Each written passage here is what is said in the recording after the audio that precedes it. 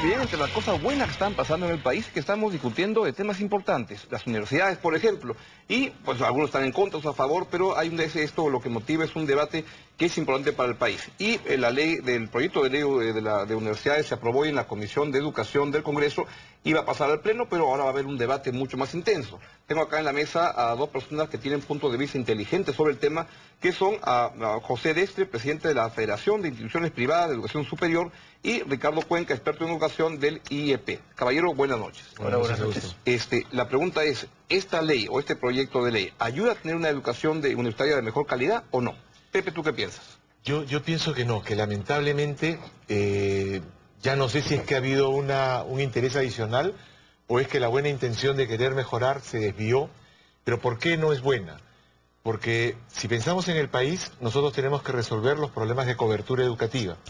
Nuestro país está atrasado 10 puntos de Chile y a la mitad de lo que es países desarrollados, de acuerdo a la Organización de Cooperación y Desarrollo Económico al 2010, y más o menos la tendencia se mantiene. Quiere decir que nosotros requerimos mayor inversión en educación para atender a los jóvenes. Eso lo hace o el Estado o la inversión privada.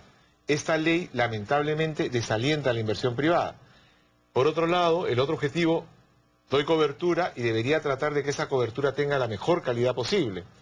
En términos de calidad, esta ley lo único que plantea es el tema de la acreditación, en el que todos estamos de acuerdo, en que debe darse el proceso de acreditación, pero desalienta la inversión, y al desalentar la inversión y poner trabas, la competencia, que quienes, digamos, ya ofrecen este servicio estarían felices si fuéramos mercantilistas de que no hubiera más competencia, y decimos no. Jorge Talavera, rector de SAN y universidad miembro de FIPES, él dice que el mejor estímulo para la calidad de SAN ha sido la competencia, por ejemplo, de Centrum Católica o de la UPC. Entonces, la competencia es un elemento que esta ley desalienta, y lo que nosotros decimos también es la manera como se hace gestión ahora ya no es la del siglo pasado, donde yo, para ver cómo se desarrollan los procesos, cómo se trabaja, cómo se hace gestión, pongo a un capataz o a un supervisor. Ahora se ven indicadores, y esta ley tiene 134 artículos donde pretende controlar todo, y lo que hace es repetir la mala experiencia del Ministerio de Educación en los institutos superiores, la mala experiencia de gestión del gobierno, del aparato estatal, en la universidad, porque ha creado una superintendencia, como te digo, que quiere ver todo. Entonces creo que lamentablemente no resuelve el problema de cobertura, la desalienta, desalentando la inversión, y no logra resolver los problemas de calidad, porque crea toda una traba burocrática que impide muchas cosas que de repente podemos explicar. Por supuesto. Ricardo, ¿cuál es tu percepción general sobre la ley? A mí me parece que es una ley que va a ayudar, al contrario de lo que Pepe piensa, porque, a ver, la cobertura en este momento, el 63% de la cobertura la tiene la oferta privada, ¿no? Y claro que hay que crecer en cobertura, y creo que ha sido muy buena y muy útil el que la iniciativa privada pueda contribuir en la ampliación del acceso, en la democratización. Claro, por supuesto que sí. El asunto es que ha crecido de una manera muy desordenada, y entonces es muy heterogénea. Por supuesto que hay universidades de altísimo prestigio, pero el problema es que estas coexisten con aquellas universidades de muy mala calidad, que finalmente están en el mismo grupo. Lamentablemente, ahí van a acceder los más pobres, y eso va a terminar revirtiendo finalmente en el país de una manera negativa. Porque la competencia, ¿verdad?, funciona, pero funciona en ciertos grados. Es decir, ya está absolutamente probado en investigaciones en educación, no hablo en otros sectores, que hay muchas fallas de mercado, y la asimetría en la información, incompletud de los contratos, es decir, una larga lista de problemas con fallas de mercado que necesita la intervención del Estado para poder evitar inequidades, porque las inequidades nuevamente van a poder generar mayores problemas. Y lo tercero es que cuando uno piensa en calidad, ahora, las discusiones actuales en América Latina sobre calidad van más allá de la acreditación. La acreditación son un conjunto de condiciones que se ponen para generar calidad. Se requiere tener un conjunto de otros elementos. Si solo pensamos en cuestiones de acreditación, lo cierto es que el 30% de las carreras que se están en este momento ofreciendo en el país están empezando su proceso de acreditación luego de casi 4 años de creado el sistema. Esto supone que hay un conjunto de otras carreras que no requieren o no quieren o no les interesa pensar en la acreditación. Entonces hay que pensar de alguna manera orgánica. Y la mejor manera, que por lo menos hasta ahora la evidencia empírica ha dicho que funciona, es tener una instancia de regulación de calidad que normalmente se ubique en el Estado para tratar de evitar las inequidades y que buscaría en el mejor de los casos tener el concurso como lo tiene en la propuesta de ley de la empresa privada, de las universidades y de otros interesados, por supuesto que también en el Estado, para poder tratar de velar por la calidad, sobre todo cuando se castiga la calidad en el caso de las personas que tienen mucho menos recursos, ¿no? Pepe, ¿te convence ese argumento? ¿Dónde están los puntos de diferencia centrales, medulares en los dos puntos de vista? A ver, yo creo que cuando nosotros decimos de que requerimos calidad y hay que crear un organismo, todos estamos de acuerdo, ¿no? Lo que nosotros tendríamos que analizar esto. En principio, esta ley viola 3 niveles de autonomía. La autonomía administrativa, por un lado, este artículo 22, en el que si una institución privada crea una universidad, no puede designar al rector, a los vicerrectores, sino le tiene que presentar candidatos a la superintendencia para que ella elija a los 3. O sea, imagínate. Siempre en esa parte tú estás exponiendo, pero Ricardo dice que no es así. Entonces tenemos un hecho objetivo. O sea, ¿es así o no es así? El artículo 22 aprobado dice literalmente lo siguiente. Aquí está, ¿te lo leo? El artículo 22, ¿no es cierto? En el caso de las universidades privadas, los miembros de la referida comisión son elegidos por la Superintendencia Nacional de Educación Universitaria dentro de una lista de 7 nombres propuesta por sus fundadores con los grados académicos, funciones establecidos en el presente artículo. De la comisión organizadora. Sin embargo, el artículo 121, ¿no es cierto? Porque hay que ver las cosas con argumentos. Dice, organización y elección de autoridades. El gobierno de las universidades privadas asociativas se sujeta a lo dispuesto en la presente ley, incluyendo los requisitos para la elección de sus autoridades. Las autoridades de gobierno no pueden ser reelegidas y el mecanismo de su elección se rige por el estatuto de la universidad. Para las societarias pasa exactamente lo mismo. La manera como eligen a sus autoridades se rige, dice, por su propio estatuto. Eso, claro, Pepe. Pero lamentablemente Ricardo quizás no conoce el tema, cómo es el desarrollo de una universidad. Cuando se va a crear una universidad, se forma primero una comisión organizadora. Sí. O sea, luego se van a elegir las autoridades, luego de los 5 años que la universidad aprueba, por lo menos en el proceso actual, aprueba 5 evaluaciones anuales.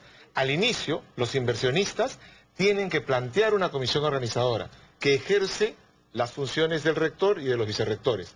Pasadas las 5 evaluaciones, esa comisión organizadora se transforma en el rector y en los vicerrectores. ¿Qué? O sea, ahí hay desconocimiento, lamentablemente, de Ricardo. No, es una discúlpame que te lo diga así. No es interpretación de ninguna manera. Por supuesto. El artículo 22, la comisión organizadora dice, aprobada la ley de creación de una universidad, la superintendencia se constituye una comisión organizadora, en el caso de las públicas. En el caso de las privadas, los miembros son elegidos por la superintendencia de una lista. Eso es literal y sinceramente... espero que a ver, ¿qué dice Ricardo revise la ley y no vaya a error. Le he revisado. Acá la diferencia es que yo no tengo ningún interés en ninguna universidad. Entonces yo puedo mirar esto con un poco más de distancia. No, perdón. Entonces te digo, pues, es verdad, hay una comisión organizadora cualquiera, también en las públicas, ¿no es cierto? Que son las que, allí es donde se origina el problema. Y eso es lo que creo que hay que tener cuidado y hay que dar claro el mensaje. En ese momento de formación, cuando van a estar evaluados, ¿qué es lo que ha hecho CONAFO en este último tiempo? Lo que hacen es, sí, dejarle a libre disposición de las instituciones, de los promotores o de las asociaciones civiles que vayan a hacer algo, para crear esa comisión, y eso, a la larga, termina siendo un proceso que termina al final aprobando. Es decir, ¿cuántas de las comisiones que se han hecho, al margen de esta ley, imaginemos que no existe esto, sino evaluemos lo que está pasando ahora, ¿cuántas de estas comisiones han terminado siendo finalmente no elegidas como rectores o autoridades de las universidades, luego de haber pasado su periodo de prueba, digamos, y que ahora están operando y que a todas luces ofrecen una muy mala calidad? Perdóname, hay un desconocimiento total, lamentablemente, de Ricardo en relación a este tema. La ley actual, el procedimiento actual, cuando se va a crear una universidad, salvo que sea del Estado, se presenta primero un proyecto a CONAFU. CONAFU revisa y ese trámite demora 3 o 4 años, el trámite para aprobar el proyecto. Cuando se aprueba el proyecto, uno tiene que implementar toda la infraestructura. Con mucha facilidad se ha dicho de que se crean, y lo dijo Ricardo también hace unos minutos, se crean universidades desordenadamente. Se han creado las universidades todas pasando por CONAFU. Sí, claro. CONAFU ha creado la Universidad San Ignacio de Loyola, la Universidad Continental de Huancayo, la Universidad Santo Toribio Mogrovejo de Chiclayo, la Universidad Científica del Sur, la Universidad San Pablo. Muy buenas universidades. Sin duda. Muy buenas universidades. Hay algunas universidades, porque ningún sistema lamentablemente es perfecto, hay algunas universidades que no funcionaron bien. Esas universidades, para crearse, presentan a las personas que la van a dirigir, que es la comisión organizadora. Entonces el inversionista dice, oye, el señor Ricardo Cuenca va a ser, tiene los grados académicos y yo lo presento a CONAFU para que sea el presidente de la comisión organizadora. Si luego de la gestión de esas 5 evaluaciones, que generalmente toman 8 o 9 años mientras CONAFU va evaluando, se aprueba la universidad logra aprobar, se institucionaliza. Y entonces Ricardo Cuenca, que se le había contratado como presidente de la comisión organizadora, se convierte en rector. Entonces, cuando él lee... no necesariamente, pero es lo más lógico, o depende... No sé que ahí está. O la decisión de si Ricardo se convierte o no en el rector es de quienes fundaron la universidad. Sí, ¿correcto? Entonces, no hay ninguna diferencia. Lo que está planteando acá la ley es que esa comisión organizadora, en esa comisión organizadora, ya los que crean la universidad ya no definen las autoridades, presentan 7 candidatos. Y de esos 7 candidatos, la superintendencia va a elegir a 3. Entonces, le quita la autoridad. La UTEC, por ejemplo, que se acaba de crear, no habría podido decir tal persona es el rector, es el doctor Inchaustegui, Mario Rivera. No habría podido decirlo. Que responda Ricardo a eso, por favor. Yo entiendo esa preocupación, pero lo que no entiendo es que eso no dice la ley, ¿no es cierto? Porque luego, como José mismo lo ha dicho, si luego lo más esperado es que lo más esperado, es decir, no es lo que se dé, lo que esté normado. Lo más lógico, que también es sujeto a interpretación, es que las personas que están designadas en la comisión luego vengan a ser rectores. No, podrían elegir a otros y pasar por el proceso que la ley dice, salvo que haya una incompatibilidad de la ley. Yo no voy a defender la ley por defenderla, pues no soy constitucionalista, pero quiero solamente hacer una precisión. Si tanto tarda la CONAFU en evaluar, digamos, con alta calidad, yo me pregunto cómo es posible que entre el año 2000 y el 2012 hayan pasado las universidades privadas de 40 a 89. Es decir, en 11 años se han creado 49 universidades más. Por supuesto que las que he mencionado, José, son de altísima calidad, ¿no es cierto? Al lado mío se sienta en el Consejo Nacional de Educación Mario Rivera, de UTEC. Es por supuesto, con la mayor seriedad. El problema no es eso. El problema no son las instituciones privadas de calidad. El problema son aquellas que no son de calidad y que ahora nadie las regula, porque no hay posibilidad de regularlas.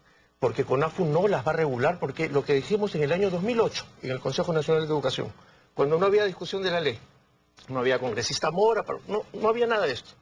Propusimos algo que decía, hay que crear un ente rector, no lo llamamos superintendencia, porque está claro que esta oferta desordenada no está generando calidad.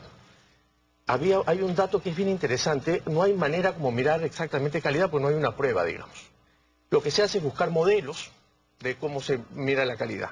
Y ahora la información disponible nos coloca en una situación atroz de calidad. Y ese punto, puede ser que lo que están diciendo algunos es que por regular a las malas se perjudica a las buenas, y tú dices hay que regular a las malas para que no hayan malas. Por eso, o sea, ¿puede estar la diferencia ahí? A ver, en principio, y cualquier persona que lea la ley va, tal como lo he leído yo, va a ver que digamos, el tema de la comisión organizadora es tal como lo plantea FIPES. En segundo lugar, cuando se dice se han duplicado las universidades privadas, tenemos que preguntarnos por qué. Porque hay que dominar el tema de la gestión universitaria para poder dar opiniones que efectivamente sirvan para el desarrollo de la educación universitaria. En nuestro país, las universidades cuando se crean solo pueden trabajar en el departamento en el que se crearon. Nuestro país tiene 130 y tantas universidades y atiende más o menos 800.000 alumnos. Argentina tiene menos de 100 universidades y atiende a más del doble de alumnos. ¿Por qué? Porque una universidad puede ir y poner una filial. Entonces, si hay un país que crece, donde nosotros vemos el mapa del Perú, y en las diferentes ciudades de provincias, la clase media crece y quiere que sus hijos tengan educación. Ponía el ejemplo de Yurimaguas, donde murieron 2 personas reclamándole al Estado que se cree la Universidad del Alto Yurimaguas. Y así hay en una serie de ciudades. Entonces, en cada una de estas ciudades aparecen instituciones, personas que quieren crear una universidad, y eso ha hecho, evidentemente, que con el crecimiento económico y con la obligación de trabajar solo en el departamento, se cree esta cantidad de universidades. Las filiales se prohibieron hace 7 años. La Universidad de Piura, por ejemplo, la Universidad de Piura, felizmente porque no tenemos conocimiento. No, porque ¿En qué hace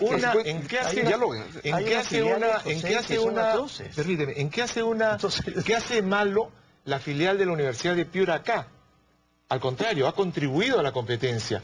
Cuando la Universidad de Piura se instala en Lima, contribuye a la competencia. Si la universidad, la UPC, la científica, la UTEC, fueran a provincias y abrieran filiales, llevarían experiencia y calidad a esas ciudades. Entonces, no se puede decir, felizmente no se abren filiales. No, lo que tenemos que decir, como tú decías, es cómo corregimos los problemas de calidad que existen. Ese es el tema. Yo entiendo que estás haciendo referencia, y con mucha razón, yo comparto la idea de que hay que mejorar la cobertura, por supuesto. No llegamos ni al 30% de cobertura universitaria y hay que ampliarla, y en eso la iniciativa privada es una muy buena opción. Yo no estoy en contra de eso. Lo que estoy en contra es de la mala. Tú acabas de poner ejemplo de 5 buenas universidades. Yo te pido, por favor, que me pongas ejemplo de 5 malas universidades que han puesto filiales. Acá. Mira, hay definitivamente universidades, como se prohibió este tema, las universidades informales, universidades que tienen el registro y que todos las conocemos, han abierto filiales informalmente, ¿no es cierto? Y eso, cualquiera que viaja por el país va a ver determinadas universidades que tienen decenas de filiales. Informalmente, hace 2 semanas, la Asamblea Nacional de Rectores reconocieron a una serie de esas filiales creadas informalmente. ¿Cuáles? Entonces, lo que tenemos que saber cuáles, porque así como decimos, por ejemplo, las la buenas, Universidad de las Peruanas. Ok, digamos, ¿no cuáles son las malas? La Universidad de las Peruanas, recién hace 3 semanas, después de un proceso, le reconocen. ¿Y cuánta ¿Por qué población abrió atiende antes? la Alas Peruanas? Por eso, ¿Cuánta Ricardo, población? Por eso, Ricardo, el tema es cómo corregimos la mala calidad, no cómo malogramos la buena calidad de las universidades para corregir la mala calidad. ¿En dónde dice que se malogra? Cuando tú tienes una ley que en principio genera una dependencia política de la universidad, la prensa tiene por la Constitución la necesidad de expresar, la libre expresión no puede ser regulado por el Estado. La libertad de pensamiento y la libertad de enseñanza recae en la universidad. Esta ley que se ha aprobado, que la debes revisar con precisión, tiene un artículo donde, por ejemplo, obliga a todas las universidades a que tengan estudios generales. Yo puedo estar, de repente, personalmente de acuerdo con que se dé estudios generales, pero viola la libertad de enseñanza, porque así como yo puedo estar de acuerdo, hay una serie de universidades internacionalmente que orientan sus estudios a la especialización.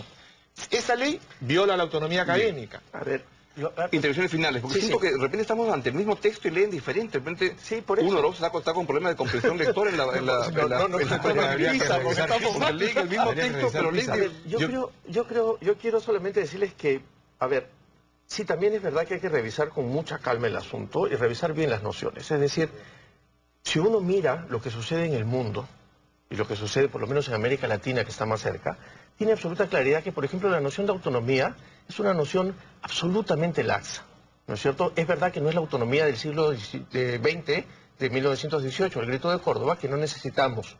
Es verdad que ya acabó. Sin embargo, yo creo que hay que tener claro, porque no hay ningún país que tenga autonomía en todos los sentidos absoluta. No hay ninguno.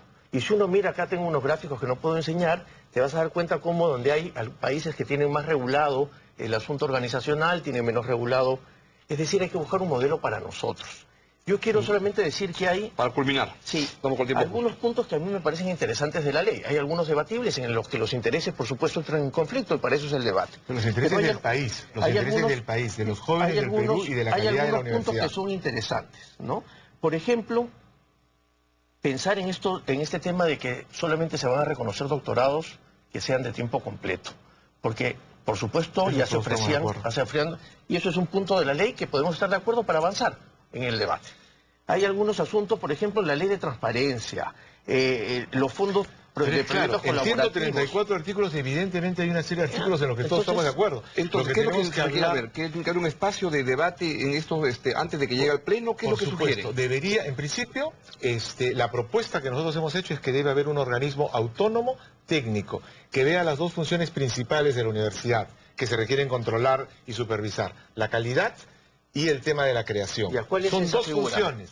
Un organismo autónomo técnico. Eso es lo que debería crear la ley. La ley lo que hace es crear una superintendencia dependiente del Ejecutivo. No dependiente. Dependiente, está adscrita. Adscrita. Hay una diferencia. Al estar adscrita depende del poder político. La de Mercado y Valores está adscrita al Ministerio de Economía y Finanzas, y el Ministro de Economía no es su jefe. Perdóname. Sí. Si el Ministerio de Educación tiene a la superintendencia, yo no entiendo cuál es el objetivo de no, si estamos de acuerdo con que debe ser autónoma, decirlo con toda claridad y crear un organismo verdaderamente autónomo. Necesita cambio constitucional para eso. En absoluto. Sí, claro que en absoluto. Juan Inchaustegui, en una columna en La República, él propone, por ejemplo, que los miembros de este organismo autónomo sean elegidos por el Congreso. Entonces, eso le da una independencia del Poder Ejecutivo. Es interesantísimo. Que el Congreso no puede elegir a nadie. Mira lo que nos ha pasado ya. Entonces, darle al Congreso la potestad... Tengo lamentablemente que contar, la verdad que podemos quedarnos más rato, pero está tremendamente interesante los ejemplos. Me comprometo a seguir con este debate, pero en todo caso me siento muy contento que el país comience a debatir estos temas Efectivamente. Y no de tontería y media. Y con dominio. He tratado con FIPES y por eso en las redes sociales nos comunicamos. Le digo, quiero entender bien. Insisto, acá creo que hay que meterle el diente mucho al tema, porque lo que no podemos es seguir teniendo la calidad que tenemos. Y tender puentes para que tengamos mentes lúcidas e inteligentes sobre un mismo tema. Caballero, muchas gracias. Nosotros estamos en este tema bastante tiempo ya. Ricardo, Pepe, muchas gracias. Gracias a ustedes. Vamos a una breve pausa y venimos con Llanta de Prensa con Fernando Rospigliosi y Pedro Tenorio. No se mueva.